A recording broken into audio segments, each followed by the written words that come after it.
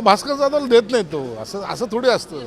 भास्कर जाधवला एक गाजर दाखवलेलं आहे. नक्कीच भास्कर जाधव यांना गाजर लागला. सुनील प्रभू पण आपल्या सोबत आहे.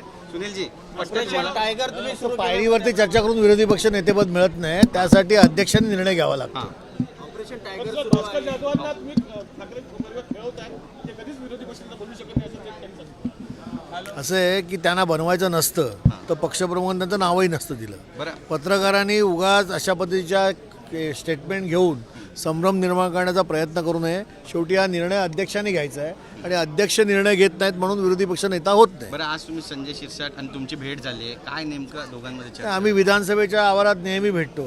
चर्चा काय करायची, शासकीय काम असतं. ते मंत्री आहेत, मंत्री म्हणून त्यांच्याकडे जे खातं आहे ते आमच्या मुंबई शहरातील अनेक अशा ज्या काय वस्त्या आहेत तिकडे त्यांचा निधी असतो, वेगवेगळी कामं असतात, त्या निमित्ताने आम्ही चर्चा करतो.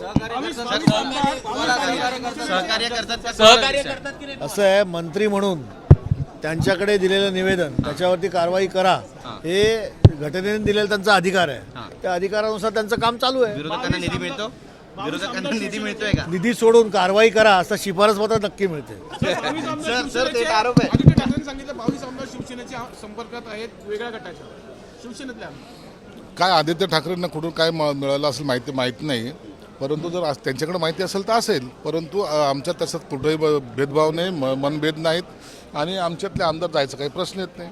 प्रभू साहेब म्हणतात की निधीच मिळत सुनील नाही. प्रभू सुनील प्रभू हे माझे मित्र आहेत. माझ्याबरोबर त्यांच्याबरोबर मी आणि माझ्याबरोबर त्यांनी काम केलेलं आहे. एक लक्षात घ्या, राजकारणामध्ये राजकारण वेगळं, मैत्री ही वेगळी असते आणि ती मैत्री आम्ही नेहमी जपतो.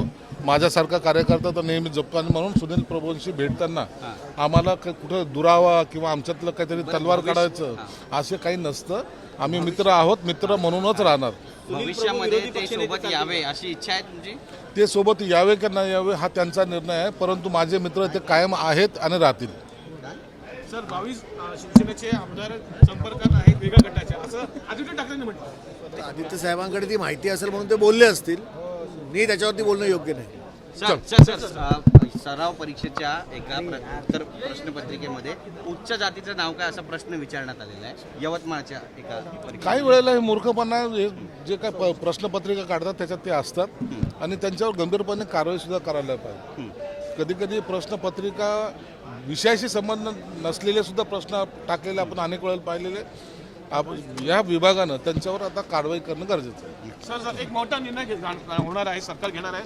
वाघ हल्ल्यामध्ये किंवा बिबट्या हल्ल्यामध्ये जो कोणी मयत होईल त्याच्या घरातल्या कुटुंबियांना माणसाला सरकारी नोकरी देणार आहे. चांगला निर्णय आहे, कारण की अचानक एखाद्या घरातल्या करता माणूस असेल किंवा कोणाचा व्यक्तीचा मृत्यू जर झाला तर ते घर अत्यंत दुःखाच्या खाईत जात असतं. त्यावेळेला त्यांना सहकार्य करणे सरकारची भूमिका जर असेल तर त्याचं स्वागतच केलं पाहिजे. सर तुमचं मत अतिशय चांगला निर्णय आहे. सरकारने जो निर्णय घेतला आहे त्यामुळे त्या कुटुंबाला एक फार मोठा आधार मिळणार आहे. ते लवकरात लवकर शासनाने ही घोषणा करावी. एबीपी माझा, उघडा डोळे बघा नीट.